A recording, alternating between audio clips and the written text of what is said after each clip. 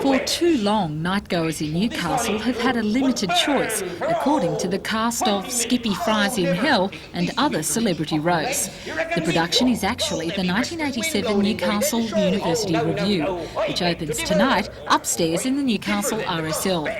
The venue was a former nightclub, but will now go under the name of The Last Resort, a place designed to be an alternative to loud music, with plenty of satirical, political and comical entertainment. It's more short servings of humour, so that the audience, if they find one particular subject, say, dull or they're not interested in it, another subject comes along very quickly. The sketches are only, say, 2, 3, maybe 4 minutes long, but we pack a lot into them. And cast member Chris Fletcher says if The Last Resort is well patronised, it will only be the beginning of a stream of future shows. During the run, we'll be practising and rehearsing a new show, and hopefully the format will continue on like that. And every now and then we'll have something a little different, maybe a cabaret, maybe some bands, I don't know. But generally 4-week seasons, and maybe some kind of wacky Christmas show, who knows.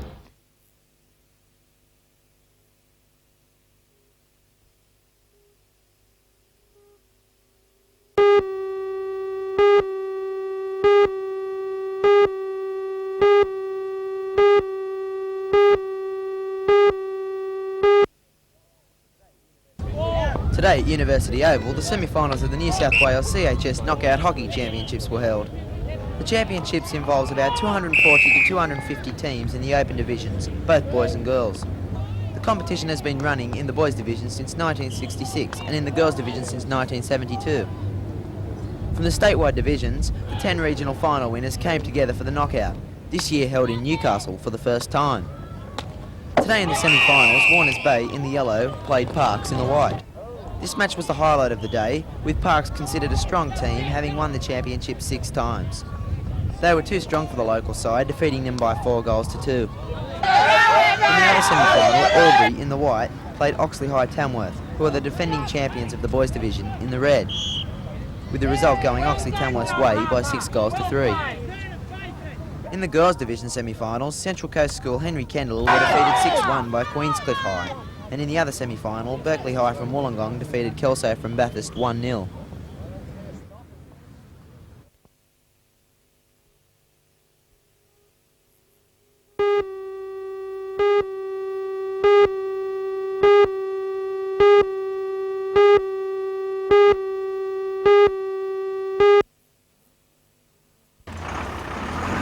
The men had agreed to finish earlier than Bond Brewing had originally told them, but there was still an air of bewilderment at the brewery today.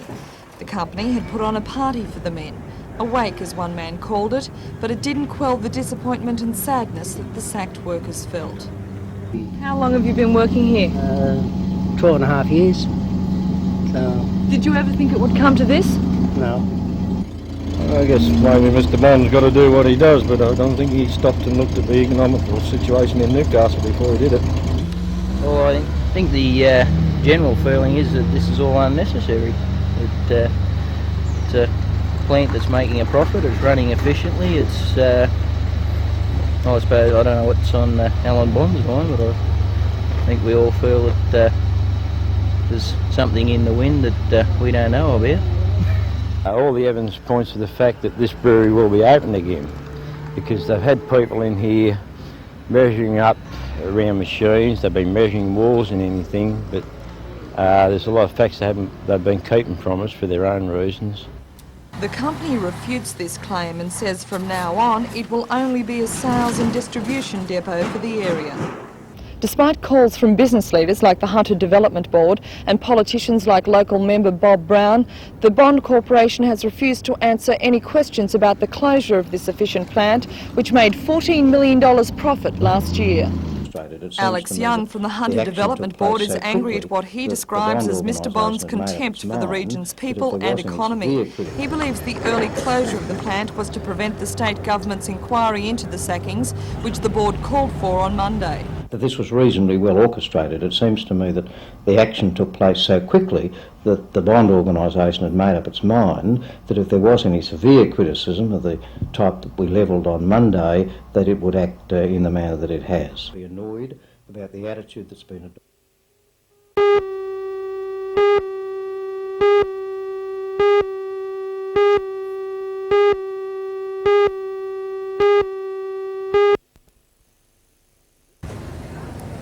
This was how Wyong looked 100 years ago. It was a timber milling centre dependent on the railway to move out sawn gut logs. And this is how the town looked today, all dressed up to mark its 100th birthday. Just to show that the rail line has not lost its importance to the area, the steam loco 3642 has been running short journeys to Gosford, Waihee and back. When the train came through, it had, I think it's 2 public houses and 10 houses. And from then on, it's got bigger. We didn't, first church was in 1906. There's no churches, had pubs and everything else, but no churches in Wyong. Since then, the imbalance between churches and pubs has been rectified, but today's street parade was a less than reverent affair. Local clubs and sporting groups entered floats, and there was a touch of history with period costumes and an array of horses and carriages. It was a day when the locals turned out in full force and colour. There was even a beautiful charity queen. But not everybody was caught up in all the excitement.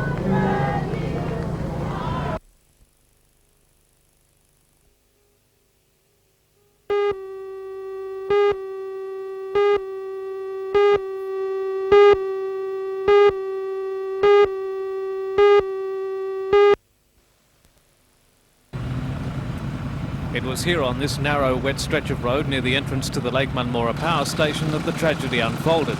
The blue Commodore was overtaking the Toyota Land Cruiser when the driver lost control. We had a vehicle overtaking another vehicle, and subsequently there's been a head-on accident. There's been quite a few people involved. At this stage we have 1 fatality, and 2 other ladies and a baby have been taken away from the scene at this stage. It was the Commodore that slammed head-on into the yellow Corona, killing its driver, 78-year-old John Wright from South Australia. His 77-year-old wife Vera was in the passenger seat. She was trapped for about 15 minutes before being released. The Newcastle rescue helicopter was called in to fly Mrs. Wright to the Royal after her condition was stabilised at the scene by paramedics. Late this afternoon, her condition was listed as serious.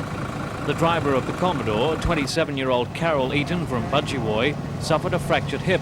She's now in Gosford Hospital. Remarkably, her 3-year-old daughter escaped with just a few cuts. She was held in a restraining seat. The driver of the 4-wheel drive escaped unhurt. His vehicle was only slightly damaged, but the accident blocked scenic drive completely for more than 2 hours. And then, just after 3:30 this afternoon, a yellow Gemini left Henry Street, Merriweather, catapulted through the garden of house number 114 and landed just short of the front door. The young P-plate driver apparently lost control coming around a steep corner.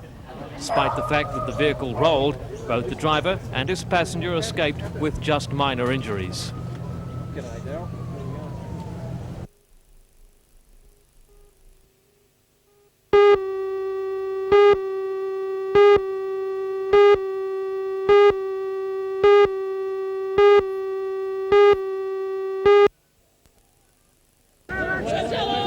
Adamstown soccer ground was a quagmire after today's early rain, and that made the going tough for both teams and reduced the numbers of spectators. Still, the draw meant an extra point for Newcastle, currently 7th on the table. Newcastle in the white scored the first goal in the 28th minute from the boot of Scott Whaley. Intermonaro from Queanbeyan replied with a second-half equaliser in the 55th minute, and that was how the scoreline stayed until full-time. The next home game for Newcastle is against Uruguayan Penrith on August the 29th.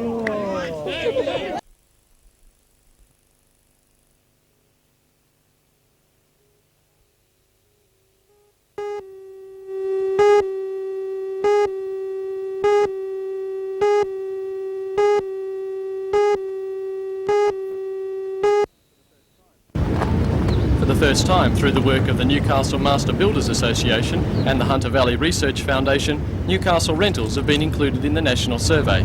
Australia-wide, the figures show that Novocastrians fare better only than residents of Sydney and Brisbane. Sydney had the worst increases in the year at 26%, followed by Brisbane 14%, then Newcastle 11.5%, a 10% increase in Perth and more than 9% in both Melbourne and Canberra. However, the picture in isolation from the MBA figures is even worse than that.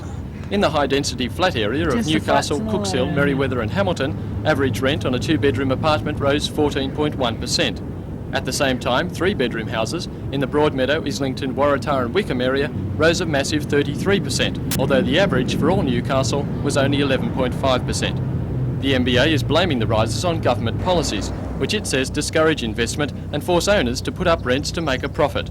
It says unless this is changed, things can only get worse. You can't see any downturn in the near future or far future? Not unless some attention is given to easing up the market, and you can only do that through federal government measures, because if you can't make a profit in developing, well, no one will invest. They'll invest their money somewhere else.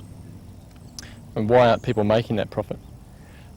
Negative gearing, capital gains tax, there's no incentive. You can keep your money in the bank and make more money these days, and it's going to shrink the rental market until such times as that happens.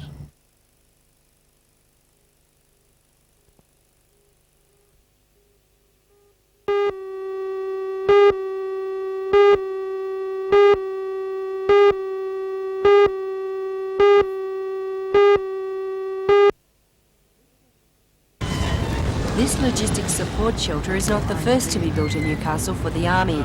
The State Dockyard produced a medium-sized prototype before it closed down earlier this year. Varley's took over the manufacturing licence from the dockyard, and it's taken the local manufacturing firm about 3 months to produce this smaller prototype. The shelter is designed to be used on the Army's new 6-wheel, 2-tonne Land Rover, and will be fitted out for a variety of uses, from forward command posts to portable workshops like this prototype. Today the shelter was loaded on board a truck for its trip to Melbourne, where it will undergo thorough testing by the Army. If it proves successful, Varley's could be in line to manufacture more of the shelters, a contract which could be worth about $3 million a year. The construction of this gives us the chance to quote on the production runs when they come out for tender early next year.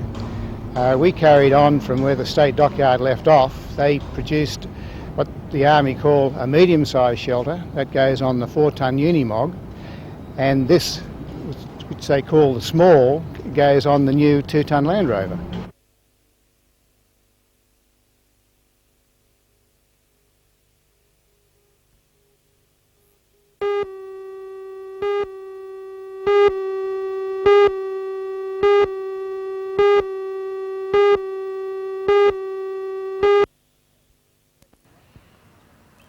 Heavy rain on the first 2 days of the tournament had organisers worried they wouldn't be able to complete the preliminary matches before Friday.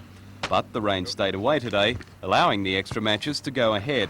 The Peter O'Neill Invitation Singles is regarded as one of the best singles tournaments in Australia, and this is its 20th year. The field of 32 players from New South Wales, Victoria and Queensland includes Barry Salter and defending champion Darby Ross. The semi-finals are set down for Friday morning, with the finals due to be played that afternoon. Meantime, at Katara Bowling Club today, the absence of rain meant that play could finally get underway in the 11th annual Cathay Pacific Airways Prestige Triples. Yesterday's matches were cancelled because of the wet, and so organisers were forced to reduce the games to 15 ends each to fit all the matches into 2 days.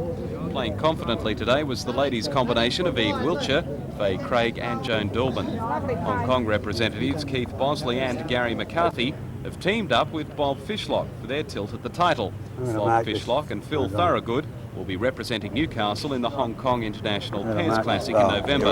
That tournament is considered one of the top teams events in the world. Another featured team in this year's triples, the lineup from the Western Suburbs Leagues Club in Sydney, the side that was runner-up to Charlestown in this year's State No. 1 Pennants final. Play continues tomorrow.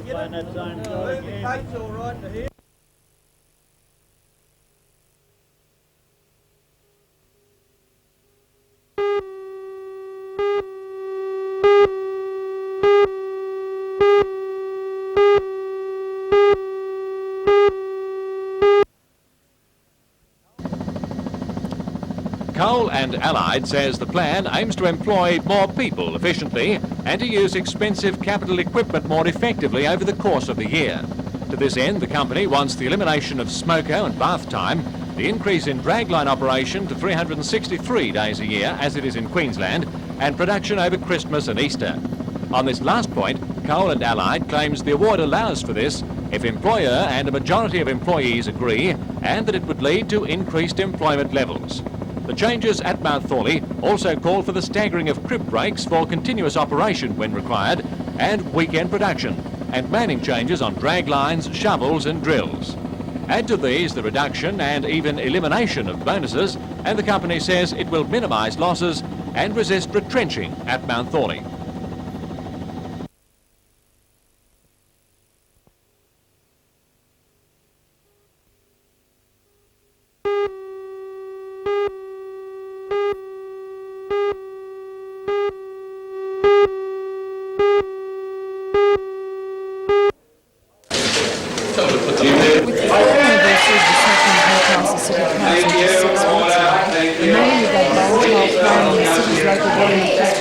Fresh in Frank Rigby's mind.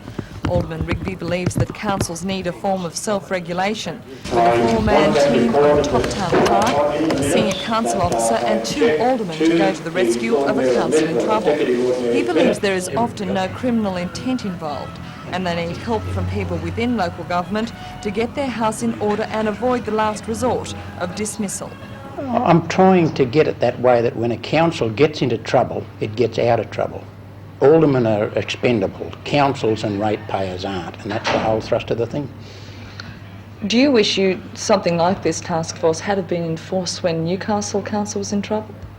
In retrospect, yes. I think it could have saved us. I doubt whether it could have saved Sydney. The proposal will be put to the executive of the Local Government Association, and if approved, it will then go to the Local Government Minister, Janice Crozier, for her consideration.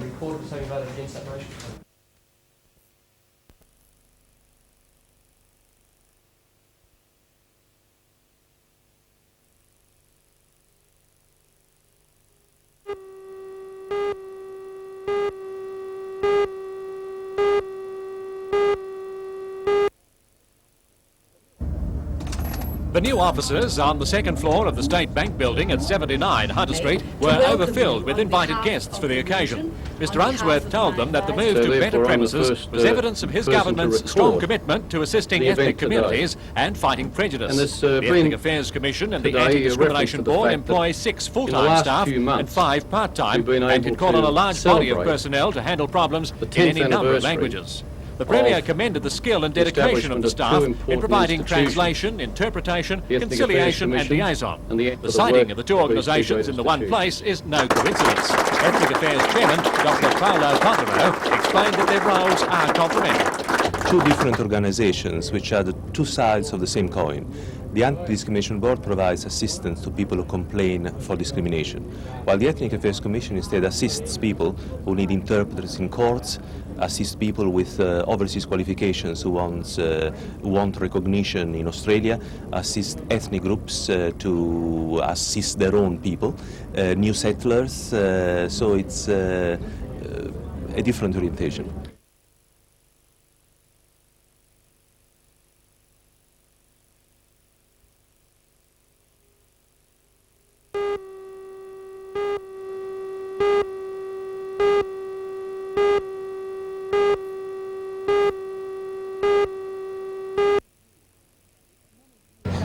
It's many years since the brackish water fish culture research station at Salamander Bay first began operating. It specialises in research on oysters, Australian bass and prawns. In the oyster field, it's trying to develop a single seed oyster, which is a consistent shape, easier to handle, faster growing and resistant to disease. Understandably, the work done by the station generates an enormous amount of interest amongst school and university groups and the general public. To cater for these groups, a new visitor information centre has just been built and was today officially opened by Premier Unsworth.